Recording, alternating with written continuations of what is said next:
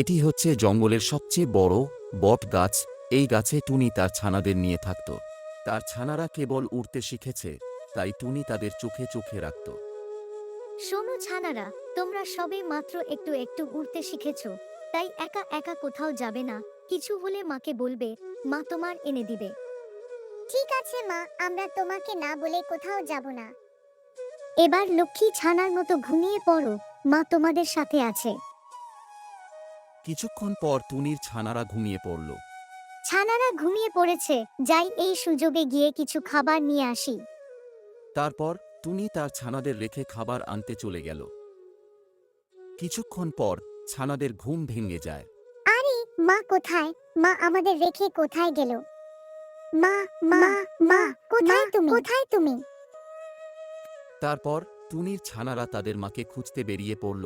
খুঁজতে খুঁজতে সন্ধ্যা হয়ে এলো। ছানারা পথ ভুলে একটি গাছের ডালে বসে কাঁদতে লাগল। সেই সময় বনের অন্য একটি পাখি সেদিক দিয়ে যেতে ছানাদের দেখতে পেল। আরে তোমরা এখানে বসে কাঁদছো কেন? কি হয়েছে তোমাদের? আমরা ঘুমিয়েছিলাম। ঘুম থেকে উঠে মাকে না পেয়ে খুঁজতে বের হই। তারপর সন্ধ্যা নেমে আসে আর আমরা পথ ভুলে যাই। চলো আমি তোমাদের মাকে খুঁজে দিচ্ছি। পাখিটি টুনির ছানাদের নিয়ে টুনিকে খুঁজতে লাগল। ওইদিকে টুনি খাবার নিয়ে বাড়ি ফিরে এসে বাসা ফাঁকা দেখে চমকে উঠল। আরে আমার ছানারা কোথায় গেল? নিশ্চয়ই ঘুম ভেঙে আমায় না পেয়ে কোথাও খুঁজতে বেরিয়েছে। যাই গিয়ে খুঁজে দেখি। তারপর টুনি তার ছানাদের খুঁজতে বের হলো। পথে তাদের দেখা হয়ে যায়।